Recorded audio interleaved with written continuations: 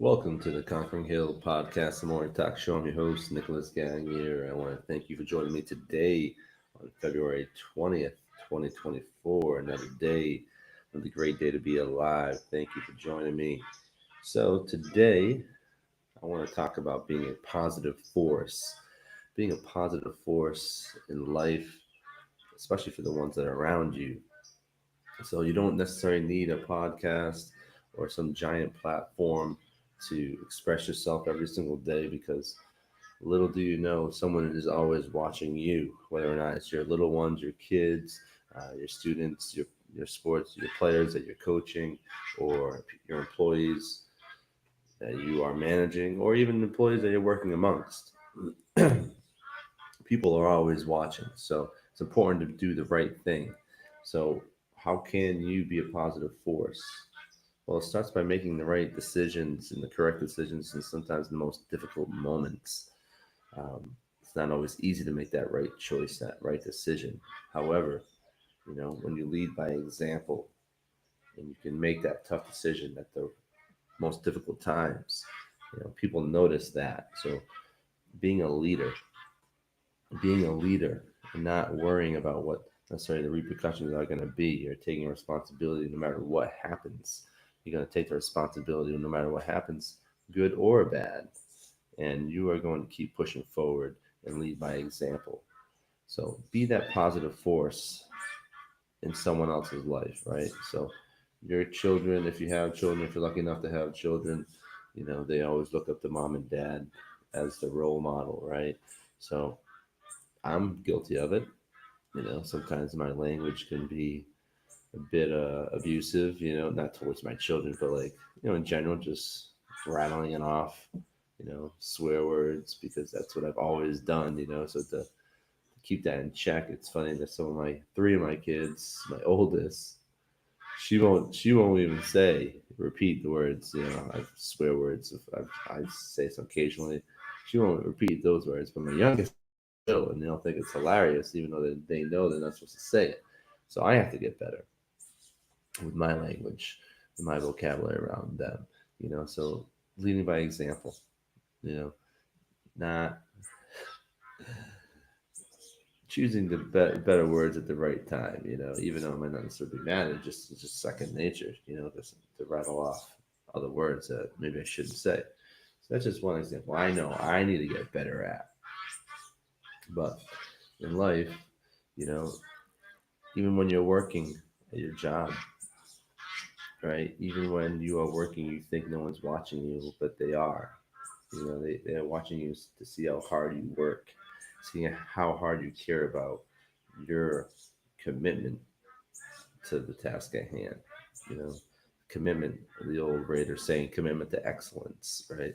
The commitment to actually completing the task, the commitment to actually caring about the final product, not just finishing something just to say for the sake of this is finished, I'm done, on to the next. No, they want to see, you want to show them how much you care about what you're doing, the final product, the completion of the project, you know, working a little bit longer throughout the day, make a few more extra calls throughout the day, not stopping until it's done. Sometimes you're working through your lunch break, sometimes getting there to the office before anyone else gets there, sometimes leaving after everyone's already left. People take notice in that. Okay, they might not be willing to do it at that moment. They might not be willing to take that step and copy what you're doing, but they notice how hard you are working. They notice how much you care about what you're doing. So be that positive force, right? If you're a school teacher, if you're a coach, a policeman, a fireman, making the right decision comes with the job every single day. Being a positive force comes with a job every single day, and I commend you for doing those things. It's not easy. It's not easy being a teacher, right? Having 30 kids in a room, 20, 30 kids in a room, and they all have their own personalities and they all have their different needs. And, you have to have this innate ability to connect with all of them and still teach them and get them prepared for this world that is waiting for them, right? being a coach. Coaching a team is always just about X's and O's, um, no matter what sport it is. You know, a lot of the great teams, a lot of the great teams in professional level and in junior level, high school, whatever, college level. The great teams always take on the identity of their coach, right? What they're trying to instill, how their coach is, acts, what they care about. Their team rallies around what their coach actually is, who they are. So it's important to be that inspiration to your players, right? Um, Obviously, a policeman and a fireman, their job is to protect and serve. Police, I should say, protect and serve, and throughout the last, I don't know,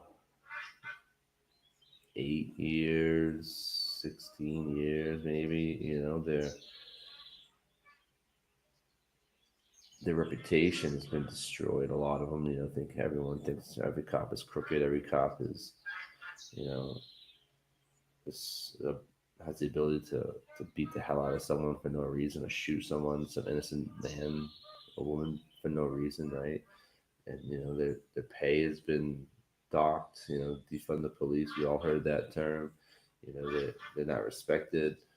Uh, Unfortunately, it's a difficult job. It's a difficult job, and they go to work every single day, not knowing that they're going to come home to their family every single day. So think about that.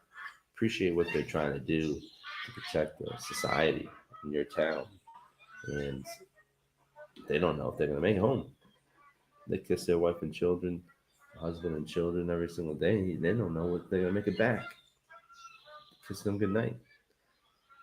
So they're in a very difficult spot, but they're doing the best they can. Growing up as a kid, being a jackass like I was, I didn't really care for police that much at all. Granted, some of them, for what I perceived to be, were breaking the law, not respecting my constitutional rights, and some of that was probably true. I've had run-ins with the police throughout the years where, they weren't protecting my Fourth Amendment or my First Amendment, and I had to stick up for what was right, and there's nothing wrong with that. You should. However, there's a fine line of completely disrespecting them. But as I've grown older, and I've seen how in the media or through politicians, how certain cities in this country are, you know, they're disrespecting, they're going after killing cops, they're beating cops, and it's not a difficult job. And I have a greater appreciation of what they're doing because I know they're like the last line of defense until complete anarchy. And as funny as anarchy sounds, try living in it, right? Try living amongst the most vile lunatics that are out up to no good, and survive. Yeah, it could be fun for a little while, but when you got to protect everyone, protect your tribe, it's not easy. So I have a great amount of respect for them, even though like I said, I've had my fair share of battles along the way, which is not a bad thing, not a bad thing at all. So being a leader, doing the right thing, being that positive force in life, in your community, in your household are very important things. And you can do those things. But it starts with choices, it starts with simple choices, you know, leading by example, doing the right things, being a mentor to people in your inner circle, I think I look back and I think about the greatest mentor I ever had when I started working at a restaurant when I was 14, 15 years old. And hell, I worked there off and on for like close to 20 years. And my boss, you know, God rest his soul, Ron, at least the guys in the kitchen that worked for him, you know, he he could be a very difficult person to work with, but it was his business, but he demanded respect in the sense where you had to give 100% of what you're doing, and that rubbed off because we could see how hard he worked. We could see how much he cared about what he was doing. That we had to match that or try to match that, and I can speak for myself, but I know a lot of people that worked with him. It was a core group of people that worked in that kitchen. You know, we would do anything for the guy because he just had that ability to to show you what it took to to be a positive force, to get the best out of people, to gain the to get the best out of everyone that was working towards that common goal at that particular shift on that particular day, right? Working together as a team, and he was the leader of that group, obviously. And throughout my life, he taught me a lot of different things, you know, taught me a lot of different things. And at certain points, he wanted me to take over eventually that restaurant. And, many times I thought about it, and, you know, I had built this place, and then yeah, he offered me a good supervisor managerial job where I could go there, make some money, and save some cash. And I still had this operation here in Panama, and I wanted to keep it going. It was an opportunity to make some money, and obviously this was pre-COVID. And I'm like, all right, I'm gonna go for it, And he's always pushing me to buy a house in America, always pushing me to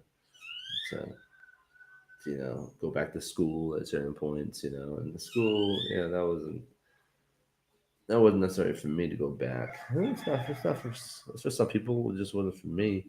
You know, I just didn't really care to at that time. I felt like I had done enough school in my life. I was in the school of life at that particular point.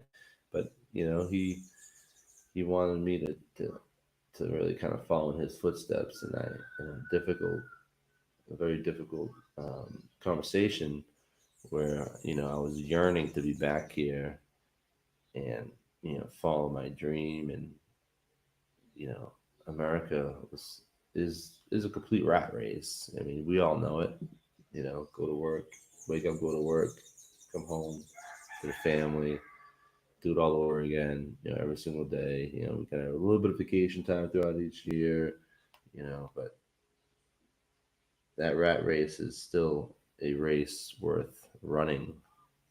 That rat race is still a race worth living. When the grand scheme of things, when you look and you expand out on a macro level, on a geopolitical level of how crazy things are. Granted, we have all these bills we got to pay. And sometimes we're in debt. Where all we got to do is just work to become basically slaves to our debt and slaves to money throughout life, and that's not what I really wanted. I still don't want, but I had to have a very difficult conversation with a person that I cared a lot about, and to express to him at that particular time where my dream wasn't to own a restaurant like his was. My dream was to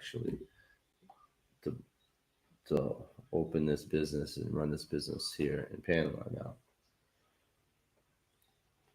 And it wasn't an easy decision because I knew how much he cared about me doing it. And now looking back on it within the last year or so, I wonder to myself, did I make the right decision? Did I make the right decision? Not because now I work in the restaurant business in the United States now. And obviously I work with some great people, some really great people. My boss is amazing too. She's like the perfect chef where, you know, in a lot of ways I would, run through a wall for her just like I did for my old boss. But two different, completely different people. But, you know, owning a business here and still knowing that you can own a business in America by jumping through a lot of hoops. Obviously you need a lot of capital. And the one thing that always kind of made me fearful of, because in the restaurant business, not every restaurant succeeds, as you know, right? Businesses, they go out of business, and this is pre-COVID. And when I expressed to him, this is pre-COVID. When I expressed to him, listen, the one thing about Panama is, even though business might not be booming, in the words of Antonio Brown, it's still my home. I'm not losing it. I'm not going to lose my home. You know, to put all my eggs in the basket, which I do like that idea of putting all the eggs in the basket and going for it, burning the boats, taking the island and burning the boats. I love that. But when you have children and a family, it does make that decision a little more difficult. And